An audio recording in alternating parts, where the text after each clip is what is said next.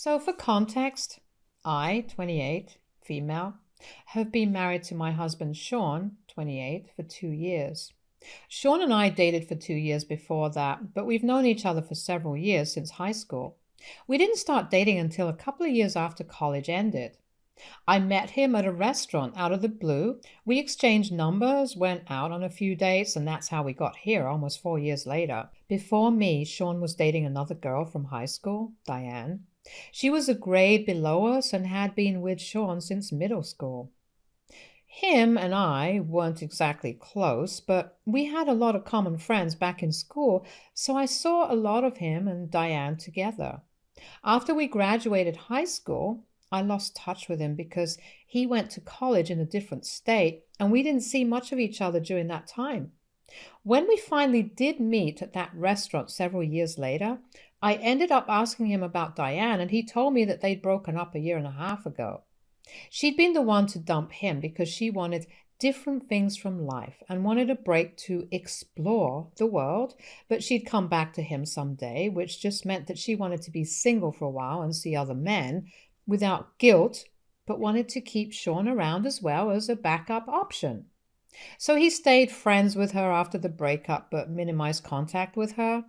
By the time he met me, he'd moved on almost entirely from Diane, and I had also started seeing him in a new light because he'd grown a lot since I last met him in high school. Sean and I became friends very quickly and easily when we met 4 years ago, and we still share the same easy and laid-back relationship even now.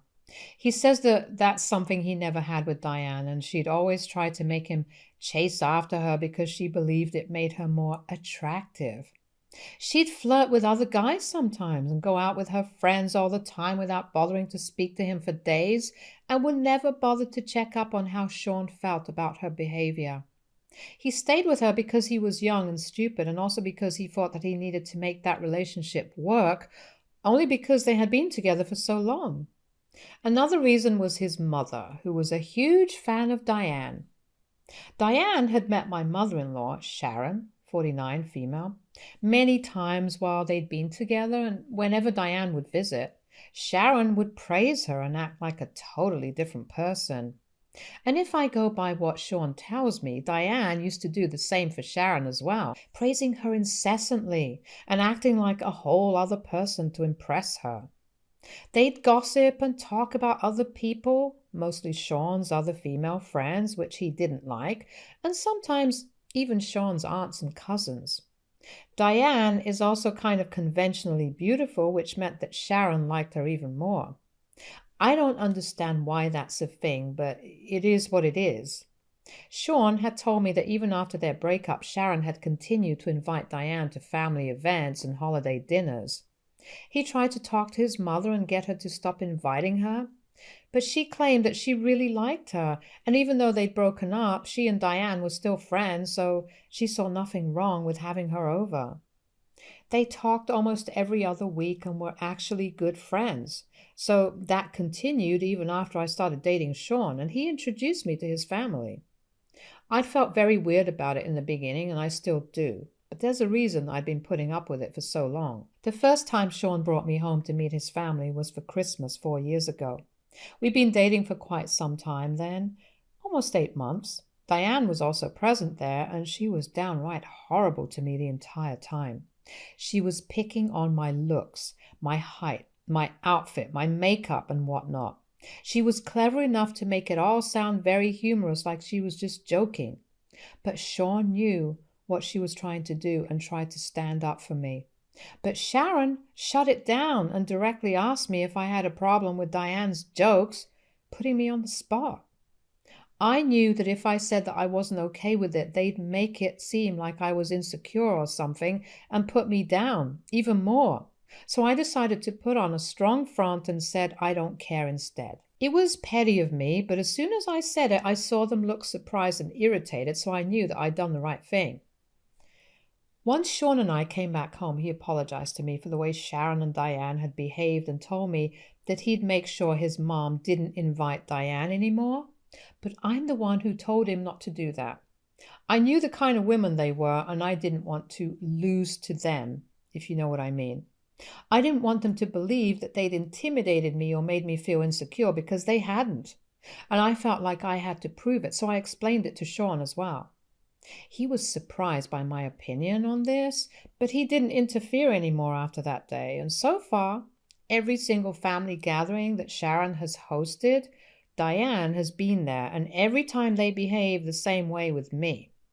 Snide remarks, backhanded compliments, or constant tries to bring up Diane's past with Sean even when there's no need to, just to make it awkward for me. I've faced it all with a brave face and have tried to remain as unfazed as I can.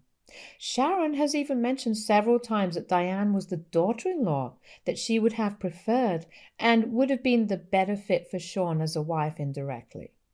It was annoying, but I tried to remain unfazed because as long as Sean was by my side, I didn't really care what they said. So Sharon and Diane could yap on forever and it wouldn't make a difference to me. That's how I've been dealing with this for the last 4 years. And I plan on having the same attitude for the next 4 years too. I wasn't going to be the first one to snap, and that was for sure.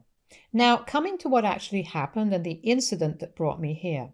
So 3 days back, Sharon celebrated her 49th birthday. And every year she celebrates it with all her family and friends. This year, Sean didn't want to go and instead wanted to go to his co-worker's engagement party instead, which happened to be on the same day. He had valid reasons because his co-worker would only get engaged once and he was really close with him too. But Sharon forced him to promise that he'd attend her birthday party instead and wore him down after some days, so we decided to go to that party instead. Like every other event, Diane was invited too, and she dressed up to the nines for some reason. Even Sharon was overdressed, but at least it was her birthday that we were there to celebrate. Sean and I had decided that we were going to leave after Sharon cut the cake and then go to the engagement party. So at around 5:30 in the evening, my father-in-law brought out the cakes and we were surprised to see 2 cakes because one of them said, "Happy almost anniversary." Sean and I didn't know what the other cake signified and neither did anyone else, so we waited for the birthday girl to explain instead. Instead, it was Diane who took over the reins and to our surprise, grabbed Sean by the arm and brought him to stand by her side. We were both too shocked to do anything because he was suddenly thrust into the spotlight and everyone was looking at him. Then Diane began to talk and explain that almost 10 years ago, on Sharon's birthday, Sean had gone down on one knee and given her a promise ring because they were both 18 at the time and were about to go off to different colleges within a few months. It had been 10 years since that day and she was still sporting that ring on her finger, which she even proudly showed off to everyone present there. She then proceeded to give Sean an awkward hug that he didn't return, and Sharon cheered them on while talking about how this time she willingly let them steal her thunder so they could celebrate what could have been. The whole thing was so incredibly ridiculous that Sean and I just stood there silently with our mouths wide open, much like all the other guests. For a good few minutes, none of us said anything because we didn't know what could possibly be said in response to something this crazy. Diane continued to babble on jokingly about how Sean was her almost husband and Sharon was her almost mother-in-law, so this was their almost anniversary, as if we didn't understand what the joke was. And Sharon cut the so-called anniversary cake to feed it to Sean. She first fed it to Diane, and then she tried to feed it to Sean, but I guess he returned to his senses and backed away from his mother when she brought the slice of cake near his mouth. She looked surprised when he did that and asked him, "What's wrong?" When she asked that question, that's when all hell broke loose and Sean started shouting at her and Diane about what they'd done. He tore into them and finally let years and years of anger out at the party. He called them both shallow, stupid, and self-involved to the point of being delusional and said that he was ashamed that he'd even been involved with Diane and was actually related by blood to Sharon because both of them were the trashiest women he'd ever had the misfortune to ever meet. I'll admit, even I was kind of taken aback by that outburst because Sean was usually a very chill guy and rarely ever yelled or got angry at people. It took a lot to push him to the edge, and Sharon had finally done it, with the help of Diane, of course. After Sean was done yelling at them, he stormed out of the party with me, and we took a cab to his co-worker's house instead. I tried to talk to him on the cab ride there, but he looked visibly upset and said that he didn't want to talk about his mother and his ex at that moment, so I dropped it then. Once we reached the other party, his mood seemed to improve as he met his friends and other co-workers, and I was relieved that he was looking better. That day, by the time we came back home, he was in a considerably better mood, and I decided to bring up what happened at the party again because I thought that he'd want to talk about it then. He did not, and instead, I ended up getting an earful about how some of this was kind of my fault as well. When I brought up the incident at the party, he told me that he did agree that Sharon and Diane had tried to humiliate me with the cake, but I wasn't all innocent here either. I'd been the one who, for years now, had forced him to stay quiet and allow Sharon and Diane to behave however they pleased at these events because I felt like I had to prove to them that I didn't care. I'd made it all about myself and my need to show people how nonchalant I was, but I'd totally forgotten that Sean was just as involved here as I was, and this was getting on his nerves too. Sharon, Diane, and I were the ones battling it out with our mind games, but he was the one suffering and nobody bothered to check on him and how he felt about any of this. He didn't expect it from his mother or his ex, but he did expect it from me and said that I'd kind of let him down by putting my own feelings above his regarding this situation. That night, I argued with him and told him that he was being way too harsh and unfair to me, but now that I look back on it with a cooler head, I do think he had a point. AITA for forcing my husband to stay quiet for years while his mother invited his ex to family events to put me down? Update 1. Okay, so I apologized to Sean this evening. I read the comments, I did a lot of introspection, and I talked to a couple of my friends about this too and came to the conclusion that I was in the wrong here. And whatever he'd said that day was true. I had been putting my feelings above his own and was so busy acting like Diane and Sharon's behavior didn't bother me that I didn't even stop to think that maybe it bothered Sean. So for his sake, I should at least let him put an end to this if he wants to. I made him put his own feelings aside for years so that I could win some sick mind game with people who I didn't even like. And in doing so, I jeopardized the one relationship that matters the most to me. I screwed up badly, so I knew I had to compensate for it. Sean had been giving me the cold shoulder since the day of the party, and I also had been trying to act like it didn't affect me. It's a thing that I've always had, and it's been a problem forever because my response is to just always pretend that things don't bother me even when they do. I want to be perceived as nonchalant and unfazed by anything, so I act like that and bottle up my feelings, which I now realize is a really unhealthy coping mechanism. And I definitely need to work on this if I want my marriage to work. But today I skipped work and decided to go get him dinner from his favorite place instead, along with a chocolate cake that said, "I'm sorry" on it. I came home, set it all up, and made it as romantic as I could because I know he's a sucker for sappy rom-com apologies. Also because I was just very sorry about everything I'd put him through unwittingly.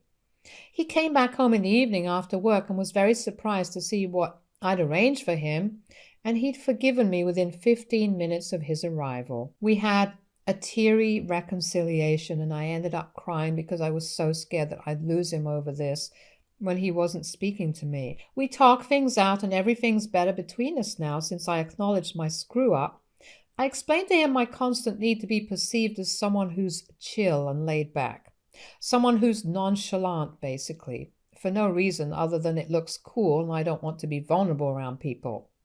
That's the real reason behind this entire mess, and he understood and respected the way I acknowledged it and said that I'd work on it instead of just pushing it all down and bottling my feelings up. He also apologized for being rude to me, but I don't think he needed to do that. He did that because he's a good man and because he loves me, which really makes me think that I won in life. After we were done with dinner, we finally spoke about and addressed what had happened the other day with Diane and Sharon. I hadn't heard from either of them after the party, and after my fight with Sean, it had all been driven out of my mind anyway. However, Sharon had constantly been texting him to make him apologize to Diane, who was allegedly inconsolable and overcome with grief because of the way Sean had behaved with her. I had to try really hard not to roll my eyes when I was reading the text that Sharon had been sending my husband to guilt trip him into apologizing to that woman. Sharon was trying to make it seem like the cake and the whole almost anniversary gag was just that, a joke, and there was nothing that they were implying with it, but I call BS on it. This is a married guy that we're talking about here, and surely they'd have enough brains to realize how inappropriate and disrespectful this was to me. They went ahead with it because they wanted to humiliate me at the party, so they couldn't just write our feelings off saying it's just a joke and that Sean had taken things too far. The audacity to even suggest that Sean and I had taken it too far and had disrespected them with that outburst, and then our walkout, was just laughable. Sean had been ignoring her texts anyway. And today, after I saw those texts, we officially decided to go no contact with her. We'd had enough of her nonsense and wanted no part of this anymore. Update 2. 3 days ago, Sean and I blocked Sharon and Diane on all our social media, and he told his dad that he didn't want to speak to his mother anymore. His dad respected that because he understands Sean's feelings, but he also refuses to interfere now since he also loves his wife and knows that he can't leave her. So he's staying out of this completely like he has for the past couple of years. I'm not on board with my father-in-law's behavior, but I can't help it either. Everything was going well for the past 2 days, but today Sean suddenly called me out of the blue and said that he had to head to the hospital ASAP because apparently his mother had fallen from the top of the stairs and had fractured her leg. His maternal uncle had been the one to inform him, and he left as soon as he heard, as did I. We reached the hospital that his uncle had mentioned at around the same time, but before we could even enter, Sharon stopped us in our tracks, and she was completely fine.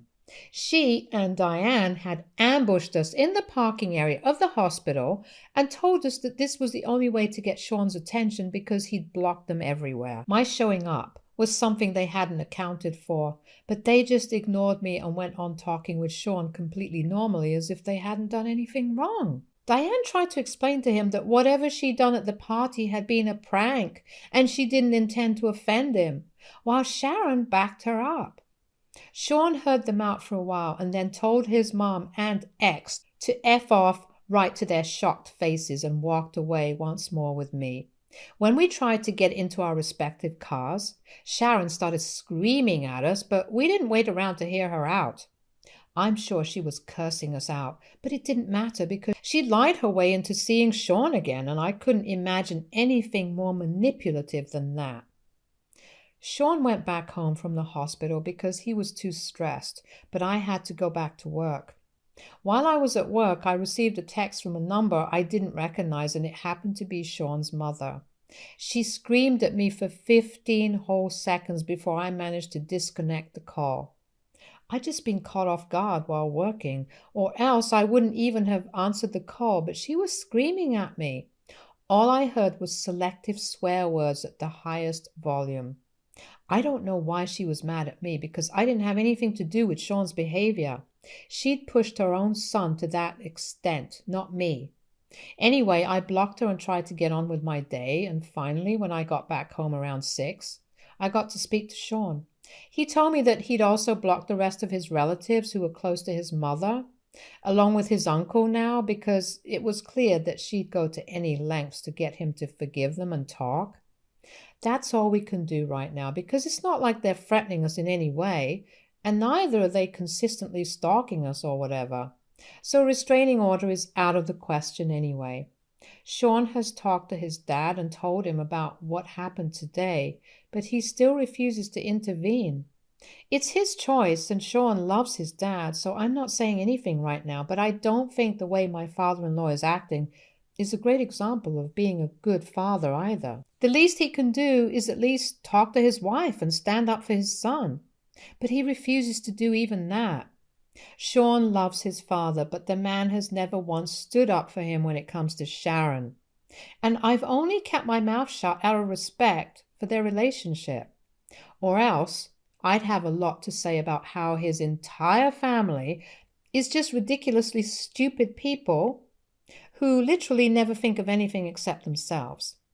How a man like Sean is a part of a family like this, I'll never understand. Update 3. Hey everyone. So it's been a week since the last update, and yesterday we decided to file for a restraining order against Sharon and Diane because of something they did to me, or at least tried to do, to be more precise. So I was coming back from work the other day, like 3 days back, and it was a Thursday that day. On Thursdays, I usually stop at a coffee shop near my office and get myself a frappuccino as a little treat. Last Thursday, I was about to do the same, but as soon as I entered the shop, Diane and Sharon left their seats where they'd been waiting for me and came right at me with their coffees.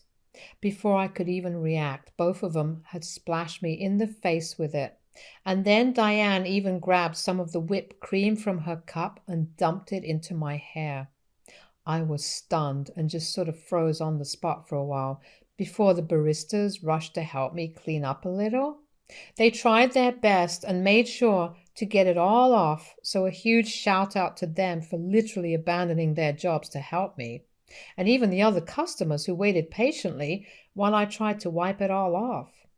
My clothes were all sticky and gross, and my hair was disgusting, but I was a lot cleaner by the time I was done. Some of the other customers made sure I was all right, and one asked me if I wanted to call a cop, which I did, and reported Diane and Sharon. I pressed charges against them, but they got off with nothing more than a slap on the wrist and a fine because this was just a misdemeanor and hadn't actually harmed me. Unless you're talking about my clothes from that day, which I can't wear to work again because of the faded brown coffee stains all over the front.